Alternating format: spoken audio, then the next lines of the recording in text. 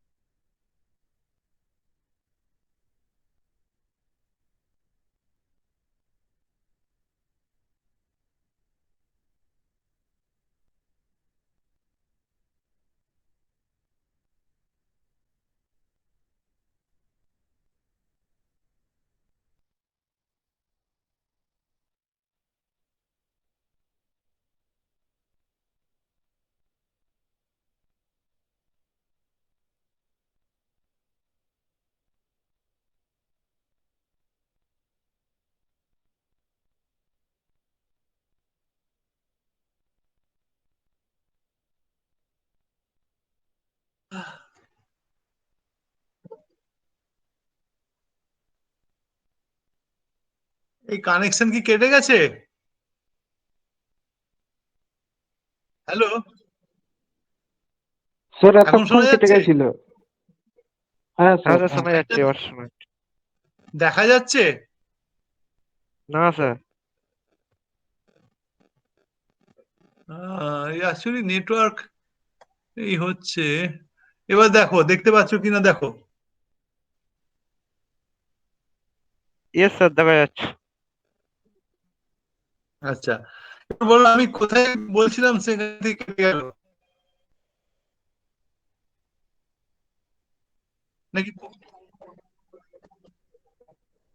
আচ্ছা আচ্ছা। So actually, আবার আমি তাহলে repeat করছি because it is at the beginning stage. See, whatever we have seen or derived so far, okay, like this, say characteristics, short circuit characteristics, and then power angle characteristics, and so. So these characteristics assume cylindrical rotor machine, right? Now these will be in ditto valid. These theories will be in ditto valid for cylindrical rotor machines. Now, if you consider a different type of machine, which you have discussed during the construction period or the construction explanation, that salient pole is another variant of this synchronous machine, salient pole rotor. So these machines are known as salient pole machines. Now, if you consider salient pole machines, all the above theories, whichever we have described so far, may not be in ditto applicable. The principle may be same, but you don't find the same formulas or same derivations for salient pole machine. So this is simply because of a simple reason. Like here in this slide, I have shown the cross section of both the machines, that is a cylindrical rotor and salient pole machine. শুনতে পাচ্ছ তো এবার clear? কি হে, শুনতে পাচ্ছ? হ্যাঁ হ্যাঁ sir. Okay, all right. So now you see that in cylindrical rotor machine, now we have seen during armature reaction concept of variable power factor loads, like when the power factor is varying, like from leading to lagging, and the armature reaction effect becomes, say, magnetizing to demagnetizing, and then cross magnetizing and all. But this will be same for both cylindrical and salient pole. But when you consider MMF, so MMF will be same. But when you consider the flux produced by this MMF, now this flux produced by this MMF is not a special function when you consider a cylindrical rotor machine, because magnetic circuit is always the same, whatever be the position of the flux phasor.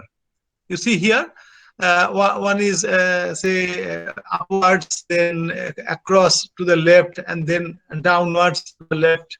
But whatever may be same, but the magnetic circuit with respect to this MMF is same, so that the flux produced is same. That means you have an effect that is unaltered, irrespective of the position of the spatial position of the MMF phasor. Okay, but when you consider the salient pole machine, you see when it is say in the first position, there is a top most position, top left position. So the flux path, see, it consists of some portion of the rotor, and then the stator portion is same, and air gap is in between. Now, when you consider the second phasor, that is say along E0, we are saying. Now here we find the maximum portion of air gap crossed by the flux. Okay. Now the MMF being the same, but the flux produced will vary. It's a position function. It's a position function of the MMF phasor in the space, right? So therefore, you see the armature reaction effect will be more prominently varying here compared to the cylindrical rotor, because in cylindrical rotor, armature reaction effect depends on the flux produced by the armature MMF, and since it is not dependent on the position of the armature MMF phasor, only by the magnitude. So therefore, actually, we have only one variant. There is a magnitude variant of the armature MMF, but here we have both magnitude and the position variant. Now, therefore, actually, the concept of a single reactance. Now we consider their single reactance, XS, that is synchronous reactance. Now, the concept of single reactance will not be valid in case of salient pore machine, because the effect is different at different positions. So, n number of reactances depending on the position, incremental position phasor of the vectors. So this is also not feasible. So feasible to calculate or feasible to actually estimate in a simple model. So therefore, actually, a theory known as Blondel's two-reaction theory that came into picture. And Blondel is a name of a scientist who actually discovered that if it can be derived, so we can take both the effects of the phasor of the position phasor without occurring much errors or without considering erroneous quantity. Now, what is that actually? It is just only this two reaction theory. It just only assumes two axes of the magnetic circuit.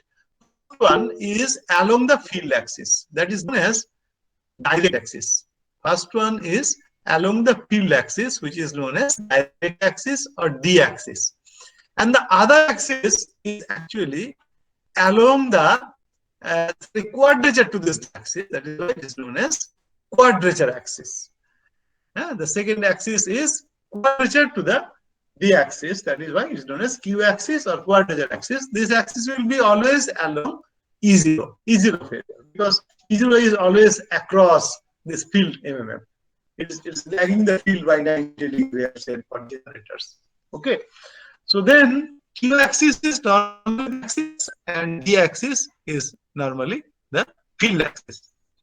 So this concept, with this concept, actually, Blondel resolved these MMF phasors into two components, one along D axis and another along Q axis. Now, if you see here, the D axis magnetic flux path is fixed, and Q axis magnetic flux path is also fixed.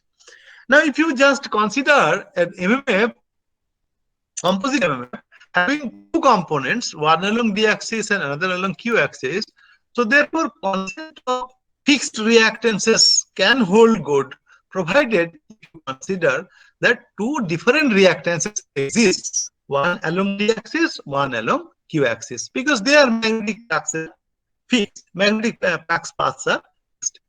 So this theory is known as Blondel's two-reaction theory, where we consider field axis as D axis and an axis closest to the field, which is also the axis of the induced EMF or E0, no load EMF, is actually the Q axis, and you have to resolve the EMF phasors into two components, one along D axis and another along Q axis.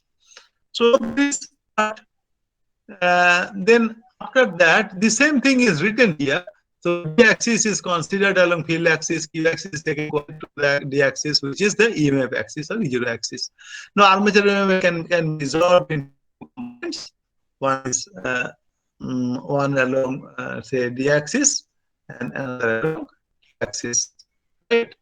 Now here it is shown in this diagram. This FAR is the resultant armature EMF.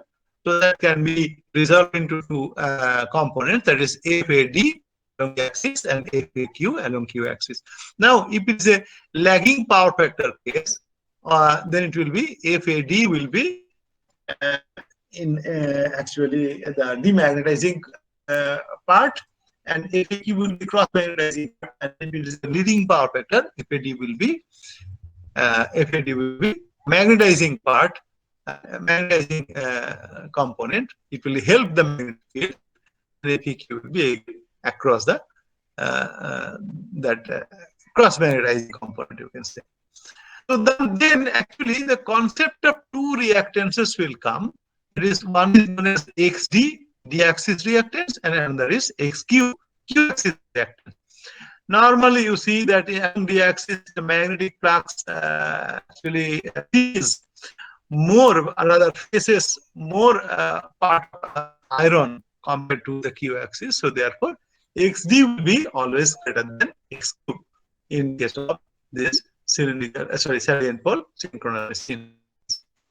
Now therefore, you will find actually that two types of equivalent circuits, one for D axis, one for Q axis. Now you have to resolve this RA, JXQ, this is IQ, Q axis, and then this is EQ and VQ.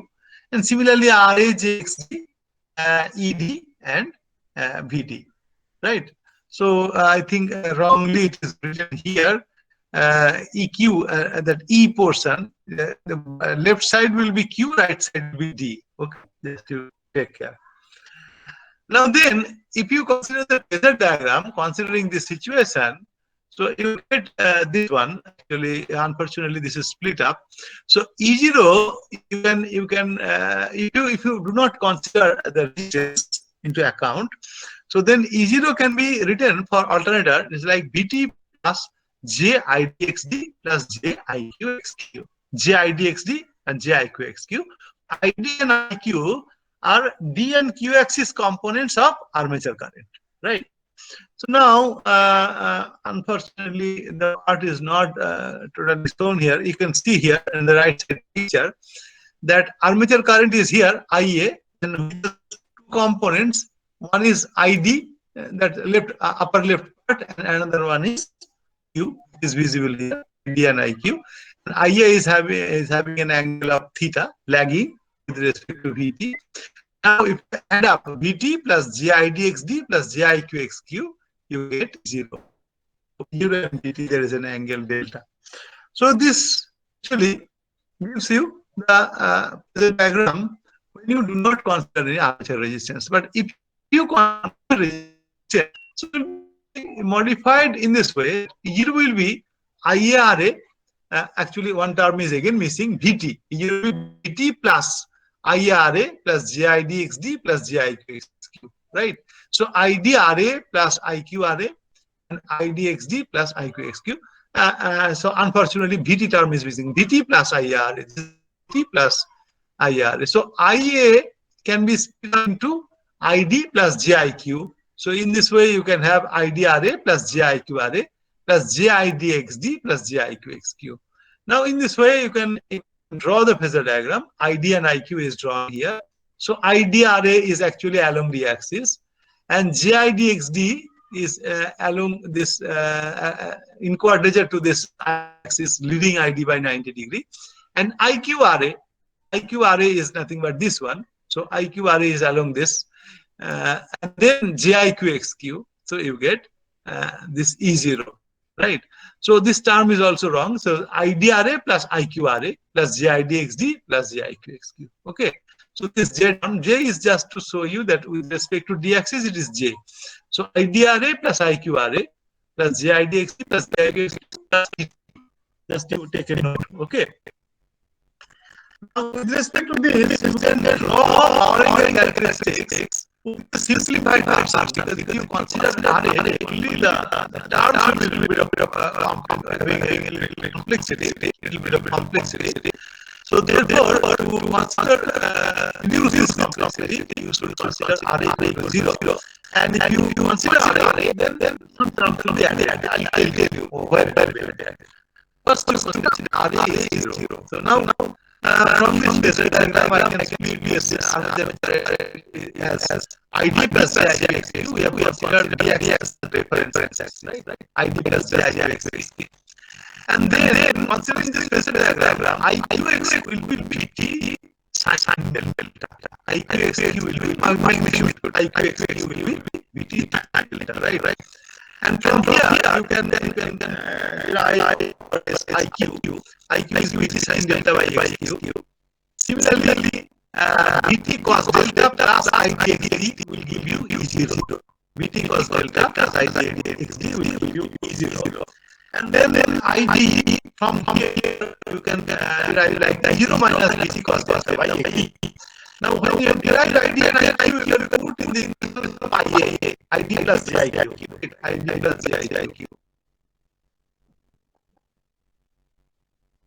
ID plus JIQ.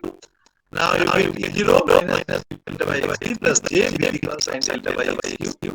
Now, power at load actually like the same way which we get for saline machines, VT into IA conjugate. So now if you take VT, now VT result, terminal voltage result is VT sin delta plus JBT cos delta. From here you can get VT sin delta.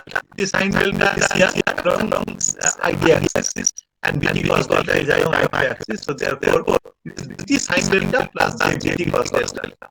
Now you multiply or equal to VT sin delta plus J cos delta. And then IA conjugate 0 minus BT cos delta by XD minus JBT and delta by XQ. That's J minus. Now, if you multiply both this, you get two parts, one real part and the imaginary part. So, real part will be considered as the activity power part, and the imaginary part is the reactive power part. So, considering active power part, so real power is actually E0 BT by XD sin delta minus BT square by XD sin delta cos delta plus BT square by XQ sin delta cos delta. Same one. So now if you just have a little bit of mathematical, you can say alterations. So if you just make BT by 2 XD, it will be 2 cos delta sin delta, and BT by 2 XQ, 2 sin delta cos delta, it is sin delta. So if you take common sin delta, it will be BT square 1 by XQ minus 1 by XD sin delta. Now the first part actually the synchronizing power, synchronizing power is BT by XD sin delta. It is quite similar to what we saw in case of cylindrical rotor machine, where XD equal to XQ equal to XS, where RA was 0. If you remember, BT by XS sin delta. Right. And the second part is arising out because of the saliency of the machine. Now it is, you can see like reluctance scene, where the axis and the axis reluctances are different. With some power exists. It is a double frequency term of delta. Right. Now you get this power as reluctance power. Reluctance power is arising due to saliency of the machine. If you take Z equal to XQ, so it should be 0. So it is just similar to the cylindrical rotor machine. Right. Now this part is the reluctance power, b square by 2, 1 by x cube minus 1 by x sin theta. So now in a simple way, we can write P equal to PS sin delta plus PR sin delta, where PS is the coefficient of sequencing power and PR coefficient of reluctance power. And PS is given by u by x and PR is given by b square by 2 into 1 by x cube minus 1 by x d. Same way, actually, you can plot both these powers. The first one is this one, PS delta. Second one is this one, PS sin 2, PR sin 2 delta. Now, if you add you get the resultant power called P delta. So this will be like this, right? This will be something like this. Resultant power P is given like this. Okay. So then actually here also you can find the maximum power situation like that P equal to PS sin delta plus PS sin 2 delta, right? Now if you take a derivative dp delta to be 0, dp delta to be 0, so you get PS cos delta m plus 2 PR cos 2 delta m to be 0. Now you just cos 2 delta m can into 2 cos square delta m minus 1. Delta m is actually delta is changed to delta m for maximum power. That's all. Now from here you can solve for cos delta m, right? Now when you get the values of cos delta m from this equation, just formula. So you can put this find this delta m value and put this delta m in the power equation. That is PS sin delta m plus PS sin 2 delta m, and you get the maximum power. Now, another situation, people sometimes ask whether this maximum power condition appears at an angle, at a load angle, is more than 90 degrees or less than 90 degrees. Now, to derive that, there are various ways. So, one of the ways shown here, that is actually when you see 2 PR cos 2 delta m minus PS cos 2 PR cos 2 delta m equal to minus cos delta m, right? So cos 2 delta m equal to minus PS by 2 PR cos delta m. Now both PS and PR are greater than 0, right? So this can happen, PS and PR greater than 0, so this is positive. So this can happen only when delta m less than pi by 2. Delta m less than pi by 2. So delta m actually occurs at pi by 2. And when delta m equal to pi by 2, when delta m equal to pi by 2, so only this cos pi is minus, actually. So then PS cos pi by 2, this portion is 0, right?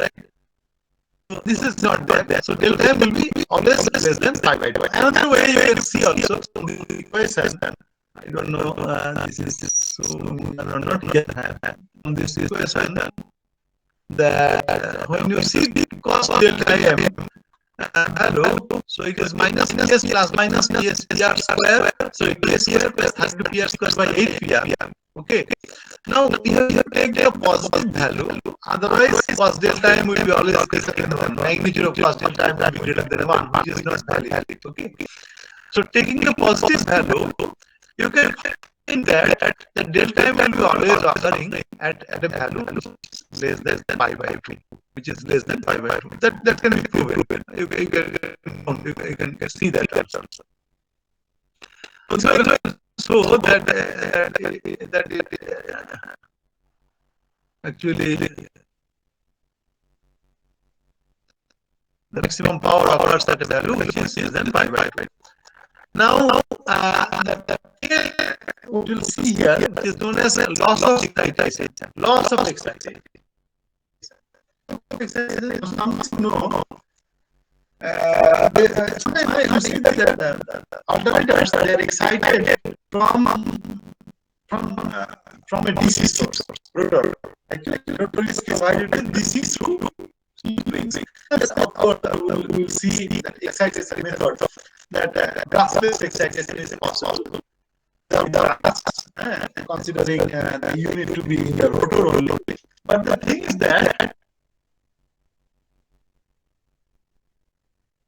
you find excitation is always, and some details due to certain fault, maybe a relationship, or some overcurrent has gone, or maybe something has been changed, and excitation is lost. I mean, field current suddenly becomes zero.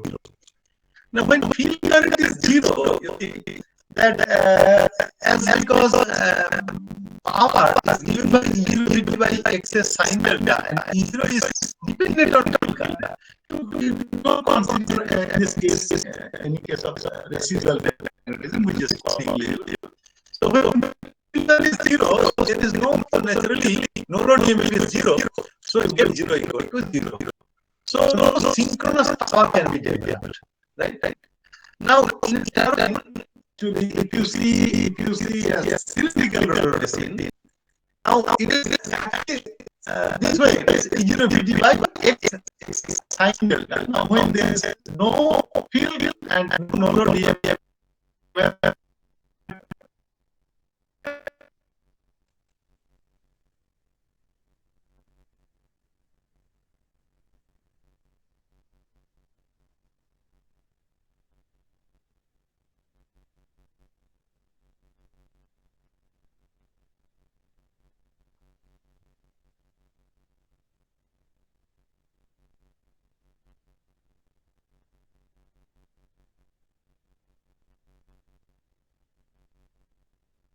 স্যারের আবার চলে গেছে।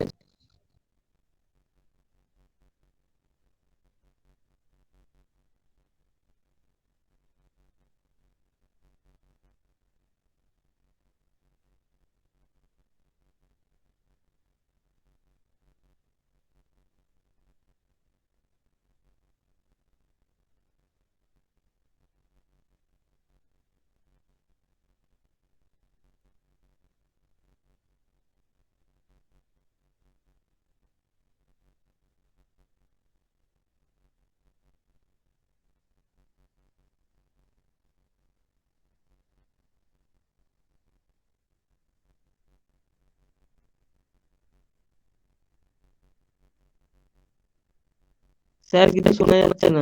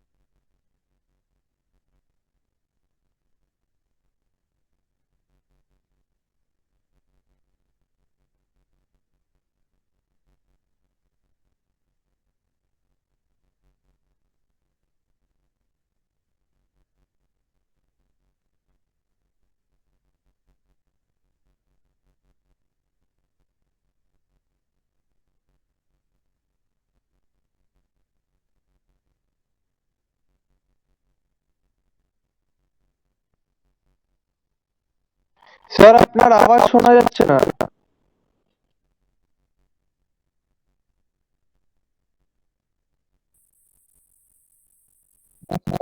Sir মনে হচ্ছে আমাদের কথা শুনতে পাচ্ছে না।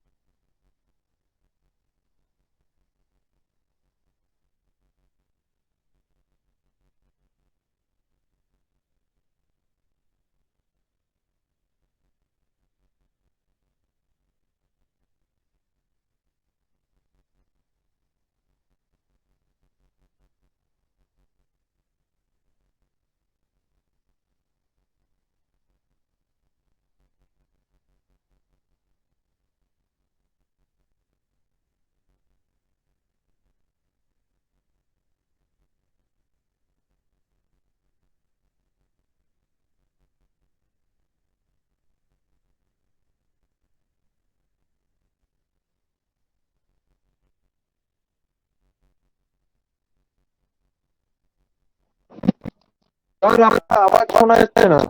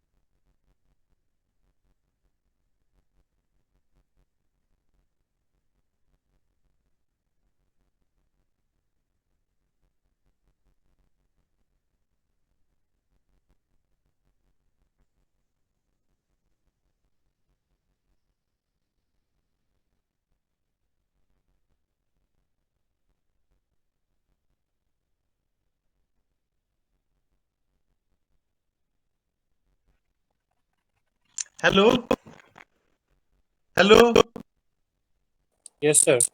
হ্যাঁ স্যার, শুনতে পাচ্ছো? Yes, sir. So I was telling that up to this is your syllabus for the class test. হ্যাঁ, Okay, sir. এই স্লাইড পর্যন্ত পেয়েছো তো পড়ালাম যখন?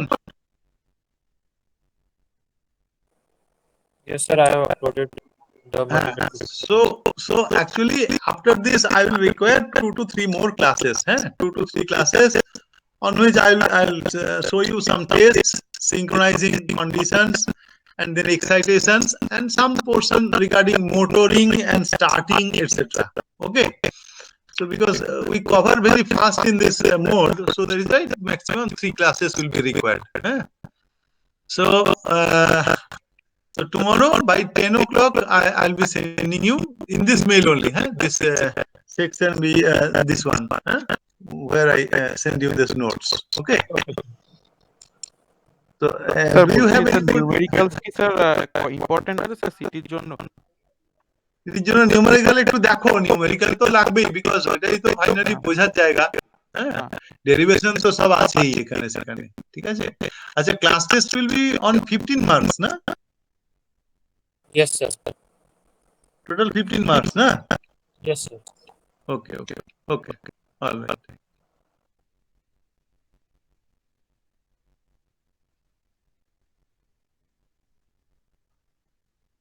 ওকে, ক্লাস টেস্ট কালকে, তারপরে আমাকে 3টে ক্লাস তোমরা দেবে, 2 থেকে 3টে ক্লাস হলে আমি I will be comfortable. Okay, alright. Okay, sir.